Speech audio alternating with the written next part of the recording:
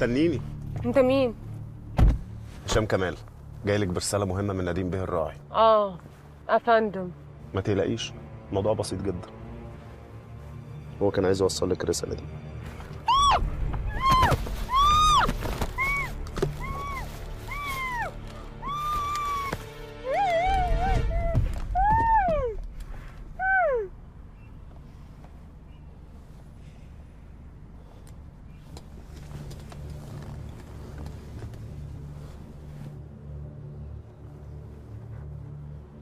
ايوه يا هشام. يا بص، عملت ايه؟ كله تمام. خدها على المخزن وابدأ الحفلة.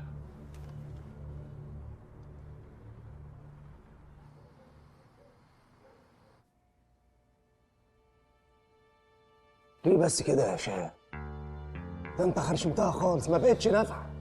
مش قلت لك بالراحه عليها؟ ده الصندوق الاسود. لا اسود ايه؟ ده الصندوق الابيض. والله بص، انا كنت بالراحه زي ما قلت لي، بس هي دماغها ناشفه قوي. هم النسوان كده يا هشام. الواحدة منهم تبقى ملك الجمال بس دماغها مسوحاها. انت عايز مني ايه تاني؟ انا قلت لك كل حاجه اعرفها عن راغب. لا لسه. انت جاوبت على الاسئله اللي في مستوى الطالب المتوسط. احنا عايزين الاجابات اللي ما يعرفهاش غير الطلبه المتفوقين، الدحيح اللي بيبقى طالع لهم حبوب في وشهم دول وعاملين تقويم، عارفاهم؟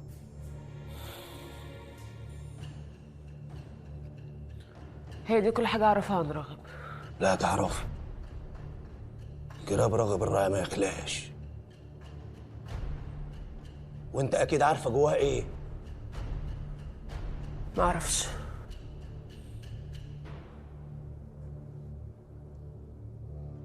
براحتك،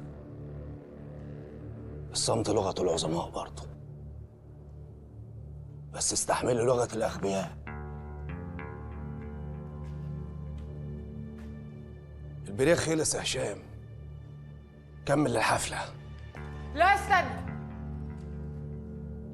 انا هقول لك على حاجه مهمه. قولي. كل أذان صغير.